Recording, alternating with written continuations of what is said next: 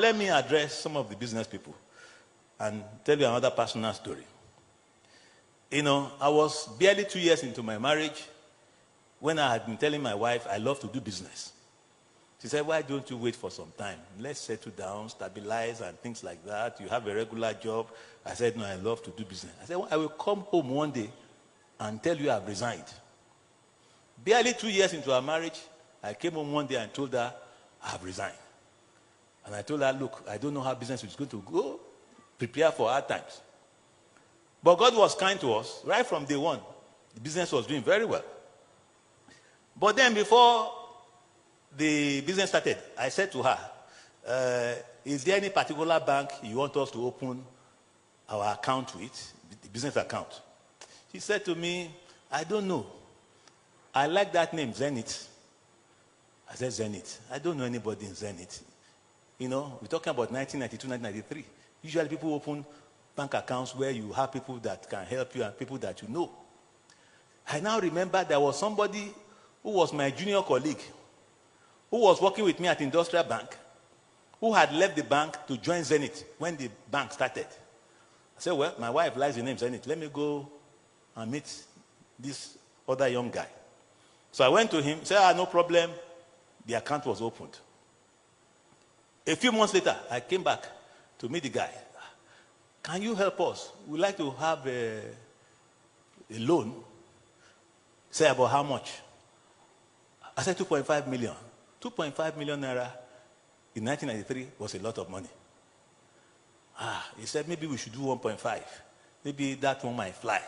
I said, 2.5 is what we want. So they took it to credit committee. I understand they argued back and forth. And then Jimovia was the MD. He said, that man looks like a serious man. So they approved 2.5. Even the person that took it was surprised. After some months, I came back. Can they increase it to 5 million? 5 million. 5 million is too much, you know. The same drama happened.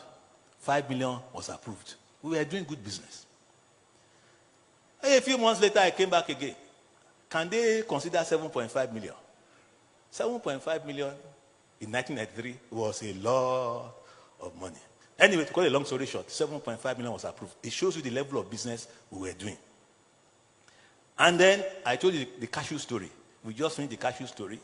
And then June 12 started. You know, after, during June 12, there was a run on finance houses. And we were one of the biggest. You know, we had a lot of money outside. So the checks people gave to us, when the checks came, they were bouncing. But because I had a large line with Zenith, they were paying our own checks. When the dust settled for some time, we were owing them 7.5 million. And then they were not seeing the turnover they used to see. So they called the person that introduced us, said, we are calling back our facility. Go and collect the 7.5 million from the gentleman. So the man came to see me. He said, I said, so where am I going to get 7.5 million naira from? He said, they are going to fire me. They said, if you don't bring this money back, they will fire me. So I said, well, don't worry, we'll think about it. About that time, VGC was starting, you know, and the first promo they did was that they were selling 4-bedroom houses with garden for 1.99 million naira, you know. So I understand a little bit of a property. I felt it was a good deal. We had cash flow, so we bought one. We were staying in Surulere, myself and my wife, 3-bedroom apartment. So we were looking forward to coming down to the island to be staying in VGC with a nice house with garden. And you will pay, and they will tell you, after payment, you will wait 18 months to get your house. So by the time the problem started, the house was about 1 or 2 months away from delivery. Before, after service, we'll go and look at the house, you know, saying very soon we are coming here. And then this problem started. I said to myself, we have a problem. Somebody is about to lose the job. 7.5 million, we are going to be in court with Zenith for a long time. A lot of stress. So we called for a board meeting. The board meeting was not very large. because the board members was myself and my wife. We own the company together. He said, Madam, we have crisis on our hands. We can choose to move into a new house, or we can choose to sell this house and settle the bank. By the way, because we were one of the first people that bought into the estate, after other people got to know about it, the price kept on going up. By the time there was crisis, the house we bought for slightly over 2 million was worth 9 million naira. So I said to my wife, if you go this way, we will stay in our flat in Surulere. We don't know when next we'll be able to move to the island, but at least we will take care of the bank. This man will not lose his job. My stress level will go down because I don't have to be fighting here and there and everything.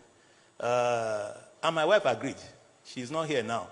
I asked them to thank her for me because it's not every wife that we agree. So my wife agreed. So I told my lawyers to prepare the documents and to transfer it to Zenith. So one day I just walked into Zenith, to the legal department, said, don't worry, we owe you 7.5 million. We have this house, it's worth 9 million. These are the title documents. You take the house, take your money, give us our change. The first thing was that it's not possible. When nobody is owing you money, you chase them. Now, this one comes to see you and gives you title documents you didn't have. So the first thing they felt was that the documents were not genuine. So they said they let them go and check. So they checked. They said it is true. They own the property. It's worth 9 million. They said, look, you have tried. The bank said, look, we will look for somebody to buy it. We take it for 9 million.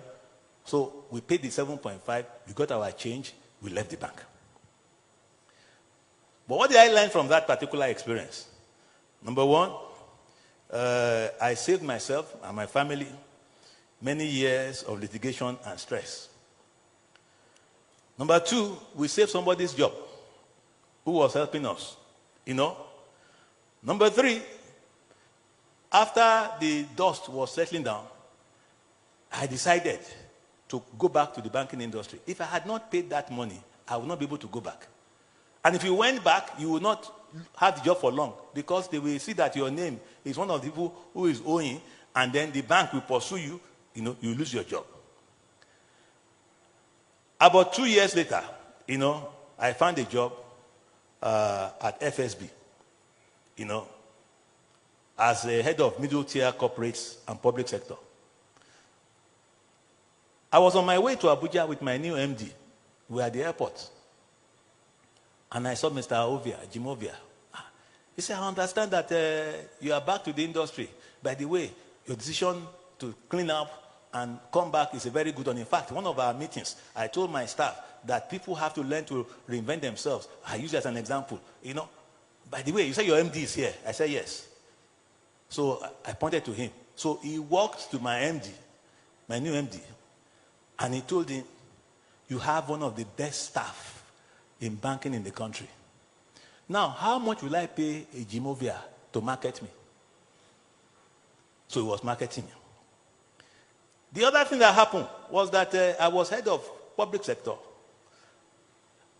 And one of my job function was to ensure that other banks paid custom duty to my bank, FSB. At that time, only the first generation banks were allowed to collect custom. First Bank, Union Bank,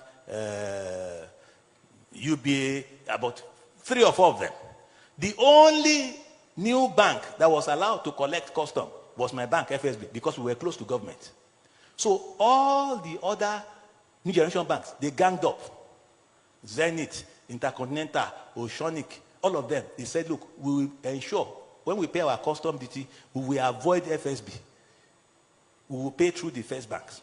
Now, my job in my new bank is to convince these banks who will not pay to pay. So the first bank I chose was Zenith. I called, I would like to see Mr. Ovia. Of course, he gave me an appointment. I went there. Kayode, what do you want? I said, you know that I have a new job. He said, yes. I said, I understand your bank is not paying custom duties to our bank. He said, that's why you have come. Before I left his office, he gave instruction, go and open an account with FSB. Now, my MD of my bank, I had not been able to do it. So when I came back, my MD was wondering. He said, how come you are able to do what we are not able to do? I didn't tell them why. I just smiled. Because I know that it had cost me. So he was wondering, so you know Mr. Ovia that well? Yes. That was part of the reason my promotion was rapid in my new bank. Because I was doing things that sometimes they had tried to do, they couldn't do. Another thing I will tell you about that decision and what it meant for me down the road. 23 years later, I became MD CEO of Bank of Industry. Before I resumed, somebody was acting as MD. So when I resumed, they said, look, you have to go around and meet our stakeholders. No problem. And then we met some stakeholders. They said, what? You have to meet two major stakeholders. Who were the stakeholders? Ministry of Finance and Central Bank. Between the two of them, they own the bank about 99%. So we went to Abuja, and then we went to CBN. They own the bank about 40%, to meet the governor, to introduce me to, this is a new man, you need to know your boss. So we went to CBN, and then the man that went with me, the acting MD before I resumed, was introducing me to the CBN governor. This is our new MD. His name is Kayode Piton. This is his... So after I finished, the governor got up from where he was, came to me and hugged me. So the guy was surprised. So the two of you know yourselves. And we smiled. Unknown to him, the person that I saved his job 23 years ago was the governor.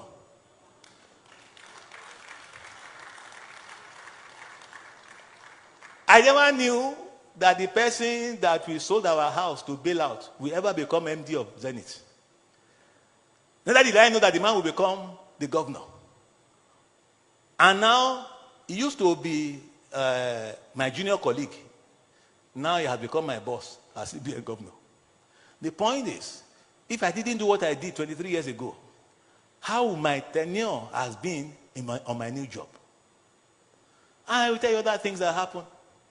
One of the people that, the day I went to Zenith to go and give them my document, I said, look, these are the title documents of the house and everything. There was a gentleman called Charles McQueen. He's now a doctor, Charles McQueen, SAN. One day I was in my former church, at Ikoyi. I just looked. I said, that person looks like Charles. It was Charles to me, but now he's a big man. It's Dr. Charles McQueen, SAN. So he used to come to church. And then we greet ourselves. Then a few years ago, I got a telephone call from him.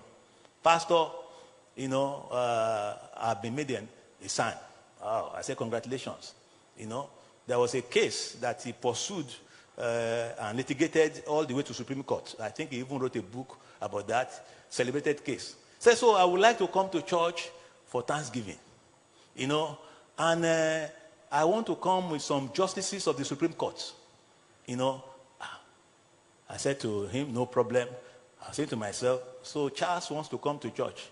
He wants to bring all the big guns, some retired Supreme Court justices and some serving Supreme Court justices.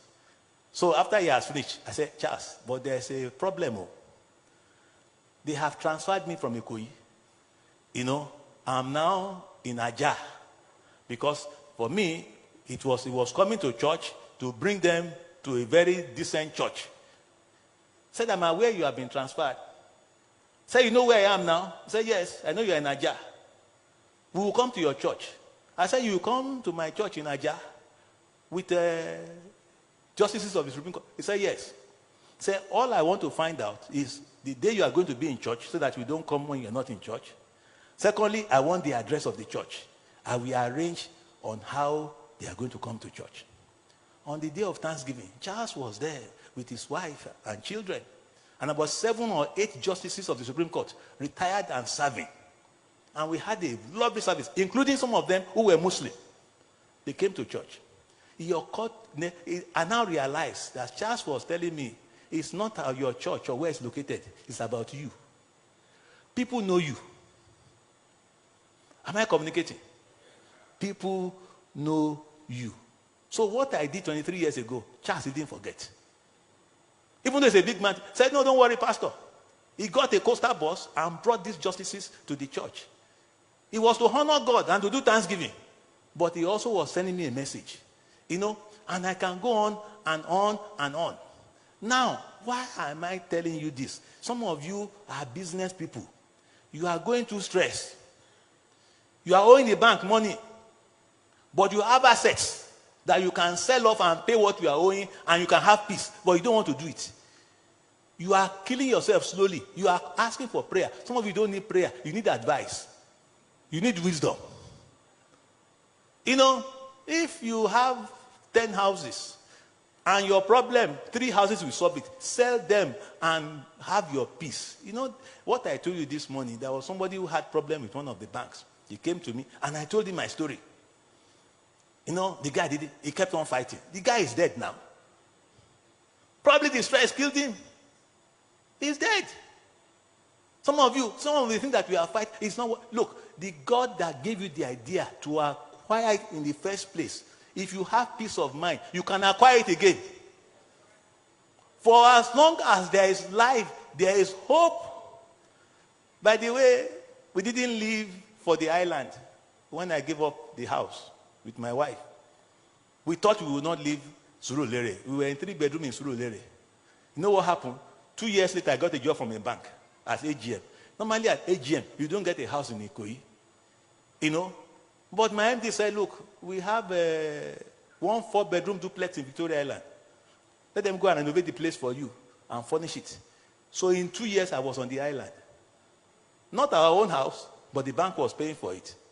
By the way, 8 years later, we were able to buy land and build again in Victoria Garden City. We still own the house till today. It took 8 years, but it was done. So sometimes the stress you are going through, you don't have to go through it. If I didn't pay the bank at that time, we might still be in court today. I will not be back to the banking industry. I will not become MD of Bank of Industry. I don't even know where I'm going to be today. You will only enjoy that house temporarily. Every day you'll be in and out of court. There are times it doesn't make sense to fight.